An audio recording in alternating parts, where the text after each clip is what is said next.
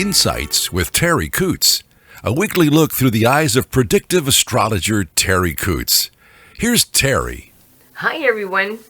Welcome to the week of January the 28th through February the 4th. I'm Terri Ep.154 and you're listening to Insights with Terri Ep.154. Thank you for joining me to find out what we have in store for us this week. What things do we need to be prepared for? Well, we still have Aquarius in the sun sign. Aquarius is a strong energy for us. I'm going to talk about that a little bit later, combining with the fact that in Mercury, the planet of how we think, how we communicate, how we process things, that's still in Capricorn, but that will be moving to Aquarius as well on the 6th of February. We've got a few days to try to figure out how is that going to affect us. And that Aquarius energy is ruled by Uranus. Uranus is the planet of change, of instability. When things are changing, it's never stable. That's the most vulnerable time for us, for everything. But it also wants to shake things up. So shaking things up doesn't always feel comfortable. But, it's a good thing. I watch nature. And that wind shakes things up. Tree branches fall all over the place. Not necessarily is that convenient if it's on your shed or your car. But as far as the tree is concerned, it has shed some of the branches that are ill or maybe misshapen or dying and don't have the strength to cling on, allowing it to reshape itself for the next year and put the energy in the healthy branches where it needs. And that is something that is hard, I'm sure, for the tree to work with at first because it's a wound. And that's what we're supposed to be looking at, is where are our wounds? The planet Chiron is called the wounded healer, and that's taking a very significant place in the charts right now. So with this shaking things up with Uranus, and honoring our creativity, how do I work around this? How do I work through it?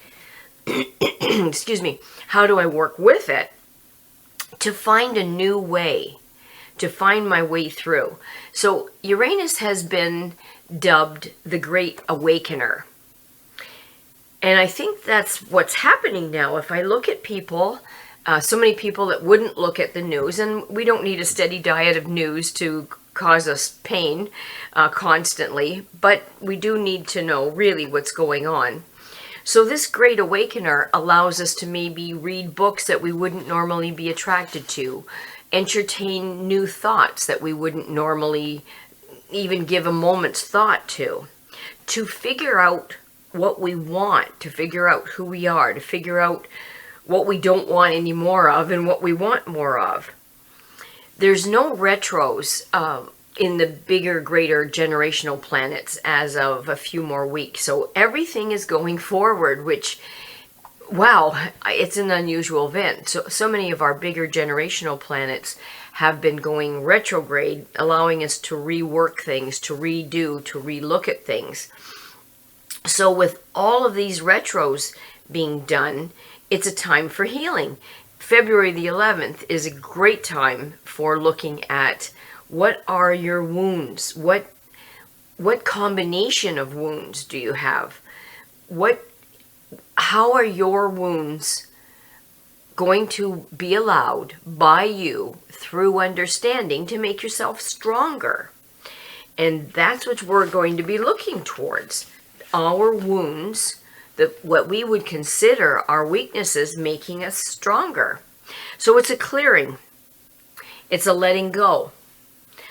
We can't bring in new if we don't let go. I know my closets are stuffed. I cleaned all of my cupboards the other day, took everything out of my cupboards and let go of 3 cups. I know how hard it is to let go. I have so many cups. I love cups. You would think I could let go of more, but no, they all went back just in different positions, so I can't find them.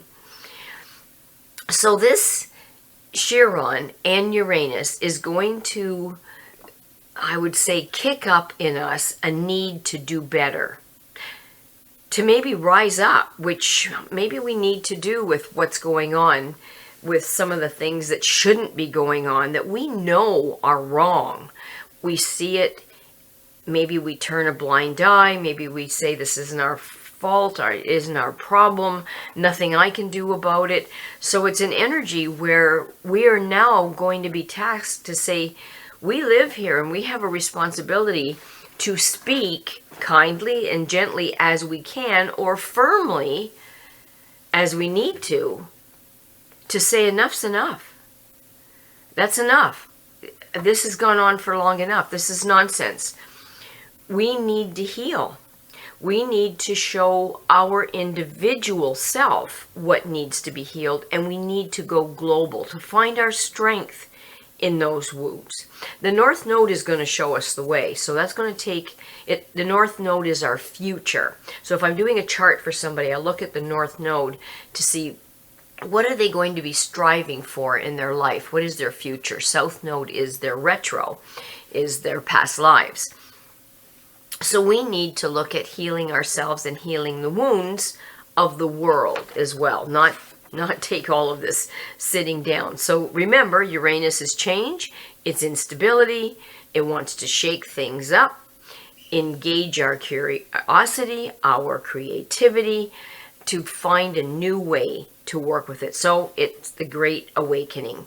So we're getting the opportunity to figure out, what do we want globally, individually, and that's going to be tasking us very soon to maybe do something about it.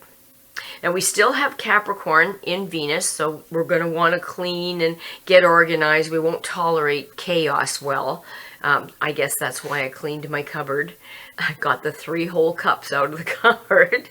And Mars, the planet of our drive and our passion, that as well is in Capricorn. So it's a great time for looking around at your things, your material things, your house, your relationships, everything, and say, where's the chaos stemming from? Is the chaos stemming from my outside world, my friends, my family, myself, my dogs? Is it junky around where I live? Do I need to clean up? Do I need to organize? Do I need to pull the dresser away from the wall so I can see what's behind it?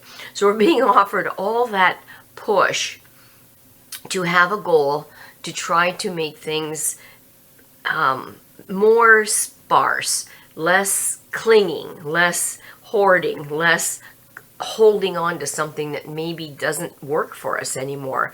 That's patterns, that's thinking, that's emotions, that's people. All of this is being pushed at us to try to do something about it. The number, interestingly enough, that was given to us is the number 1.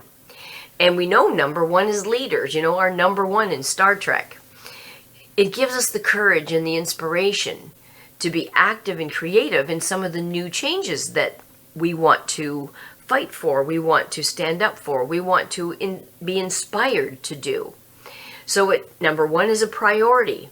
It's a priority to seek out individual success and the ability to take our initiative and be determined to succeed.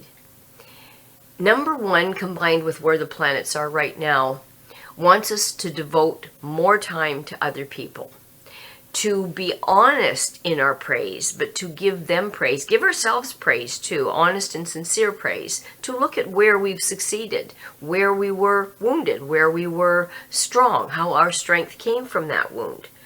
Be careful of being domineering. Number 1 can go overboard and become very dominant. So be careful of that. You don't want to be dominated, that's for sure, and you won't want to dominate other people. But this is a time to look at our good management skills so that we can achieve and look at what can we do better, how can we do better. The weakness of this combination is superiority complex, maybe a little stubbornness. We don't need that. And maybe become a little hesitant and have difficulty in finding that new way that we're supposed to be doing, which causes inertia. We get stuck. Too little help to support others and too little help from others to support us can contribute to a feeling of loneliness. So that's the weakness of number 1. Through the week, we may find that the beginning of the week, if you are vulnerable in your kidneys, your bladder, your urethra, that might give us a little bit of having to look at it. So if that's where you're weak, make sure that you are proactive in that. What is it that can cause these issues in your bladder, your urethra, your kidneys? And are you doing anything to encourage a healthy bladder, or are you doing things that aren't in your own best interest? So we have to look at that. And then towards the end of the week, there'll be Scorpio in the moon, which will increase our psychic awareness and our ability to look at things and intuit things, really get in touch with that psychic energy. Now, always there's a downside. Excuse me. There's a downside. The downside can be, if we're not careful, depression, sadness, things that we need to look at and manage. Depression is maybe too strong of a word, but if a person lends themselves towards being sensitive to things, and we all have that feeling of we want things to be happy and sunny all the time, and as I'm speaking to you, it's raining, it's bleary, it's muddy, it's wet, but I went out and I saw the ducks jumping around in all the puddles, having so much fun being ducks, taking joy in what I look at as, oh my gosh, what a mess this is. There are species that don't feel that same way. So there's always joy in something if we can just embrace it, just look at it. So that big puddle, which is almost a mini lake, that big puddle offered to me the joy of watching the ducks skitter over the top of that pond and play with each other. And even though some of them were very mature ducks, very adult ducks, they had fun with it. They got playful. They played with each other. They played for themselves, with themselves. So it taught me again that even in things that you think are cold and wet and damp and ucky, where I have to bath all my dogs every time they come in, there is joy in things. Now, I'm going to turn to the cards really quickly. The card that came up first is Victory, which means we are being offered an energy field that will allow us to succeed. That's what this is if we put the effort in, victory is ours. Now, this is a soul card, so this is an energy field that allows us to be successful. I have been successful this whole week. And I will clearly and unabashedly offer that credit to my angels. I asked a lot of them this week, a tremendous amount of them this week, and they have not failed me once. I try to let them create how things are going to happen. I don't screw them down and make it do it my way. I'm able and willing to let them do it their way, but the outcome, I'm hoping for them to show me the outcome that needs to be here, not what I think. So I have felt gratitude almost to a dopamine effect, a high where I was so thankful and so grateful for a couple of things that they did for me that it felt high. So that gratitude had babies. I accomplished things that I didn't think I could. I just laid it in front of the universe and said, this is what I need to get done this week. I'm scared of this. These projects scare me, and I'm afraid I'm going to fail. I'm afraid I'm not going to do it right. I'm afraid I'm going to get stuck. So if I don't start it, maybe I don't know. But I laid it at their feet, and it was an amazing week of getting things done, doing things I didn't think I could. Oh, and what a feeling to be able to let go and say, this is working. And opportunity may not be as visible for us as we would like it to be, but it is suggesting that if we don't go through this door of opportunity, there will be others. Now, what we have to be careful of, there were a lot of major cards that came up. One of the cards that came up is the Devil. it came up upside down, which is probably better than being right side up. I'd prefer the devil not to be on the reading, but hey, it's been coming up. It has its own will. But when the devil comes up in the position that it is right now, it's amazing to me. It just takes my breath away. It's suggesting a release from the bondage, a release from the lies. The devil lies to us. He tricks us. He's a tempter.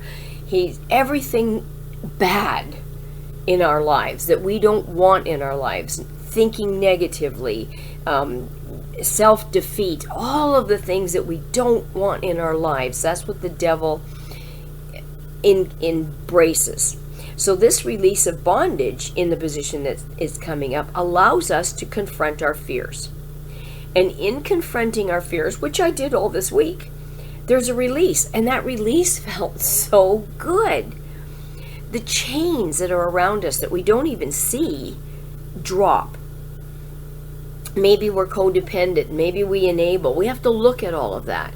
We really have to look at how powerful positive thinking is right now. How can we cut what ties us to the things that are chaining us, binding us, holding us? How do we overcome temptation? Because a lot of what we've fallen into was a temptation. Temptation for me is always sugar. It's bigger things too, but sugar is my biggest temptation. Swear I'm not going to eat that piece of cake, and what do?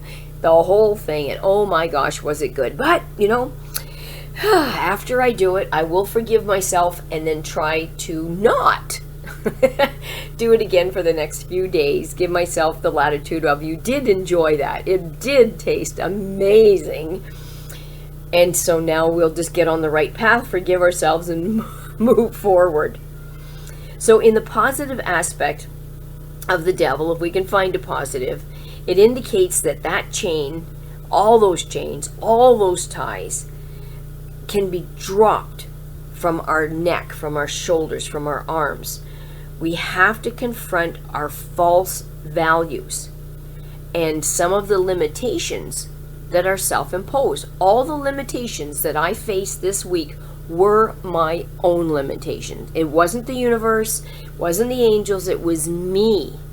And as soon as I looked at them and recognized them for fear, what it was, and confronted it and moved forward with the help of my herd, oh wow, what a wonderful feeling that felt like.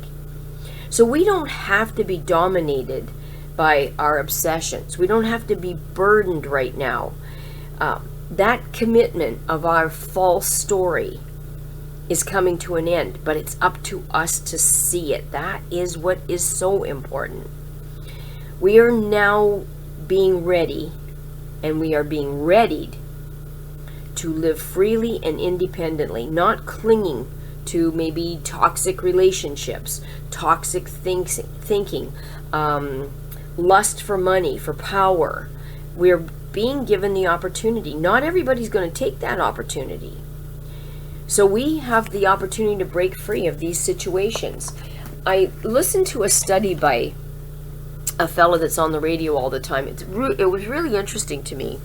They did a study, and there was a 4-way stop. And you know how you're supposed to take your turn. You look to see who arrives, and you take your turn, and you let everybody go that's supposed to go, and then it's your turn. What they found was people with more expensive cars did not take their turn, did not wait their turn. They took it. They just blasted through, or they took it before they were supposed to.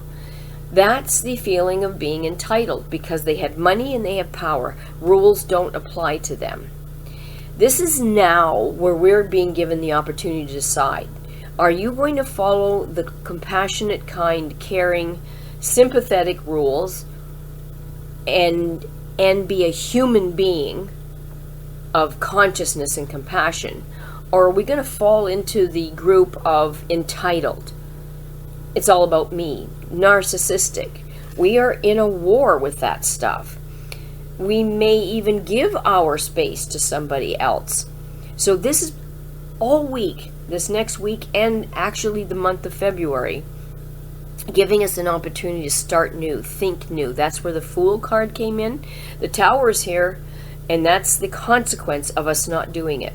So if my dog will sit or come when called, say he's chasing that goose and he doesn't want that goose on my property for whatever reason, wild geese are not tolerated by some of my dogs, I will call him.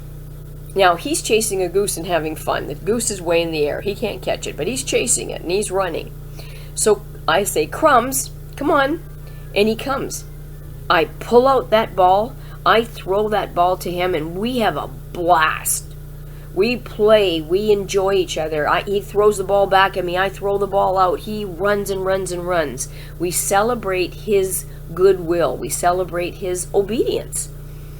If he doesn't come, I'm going to go get him, and it isn't going to be pretty. It's not going to be a ball, and it's going to be chastised. And maybe you're going to get tied up, or maybe your freedoms will be relinquished. You're going to go into a kennel. Because if I can't trust you to do the right thing, then your wings are going to be cut, and you're going to be limited. That's what the Tower is.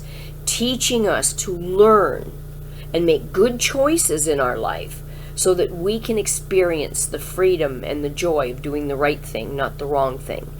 And if we do the wrong thing, the Tower will be here to give us the consequences.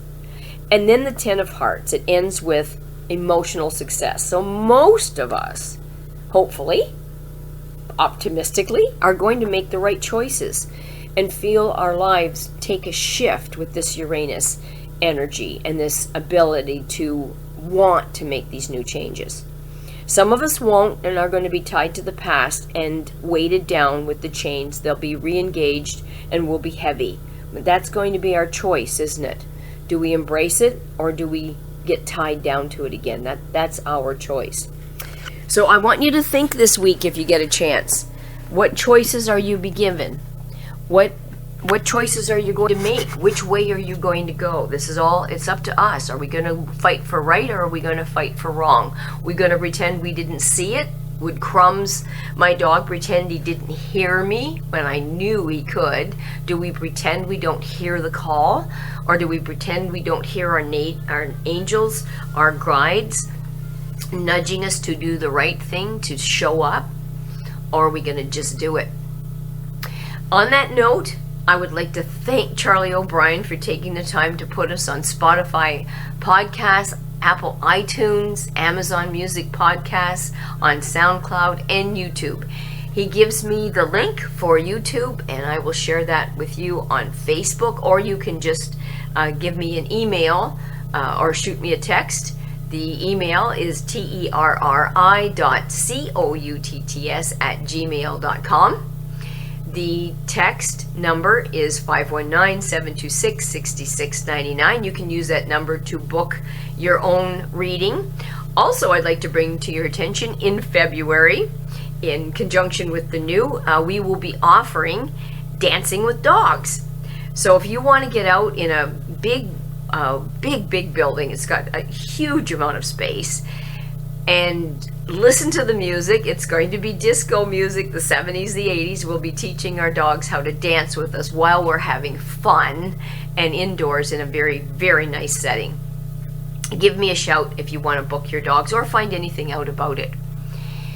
And again, thanks to Charlie for putting us up there. And he does have the GoFundMe page. I will as well put that link up there, or you can ask me for it. I had a few people ask me for the link, and I'm very grateful for you to do that. He has the Big 8 radio. So have yourself a wonderful week, everybody. Thank you so much, Charlie, for doing all of this. Thank all of you for listening. You go have fun and be creative. Look at all these new beginnings that are being offered to us. Bye, everybody. Talk to you next week. Thanks for listening to Insights with Terri Coots. Visit Terri's website at terriworld.com. TERRI world.com.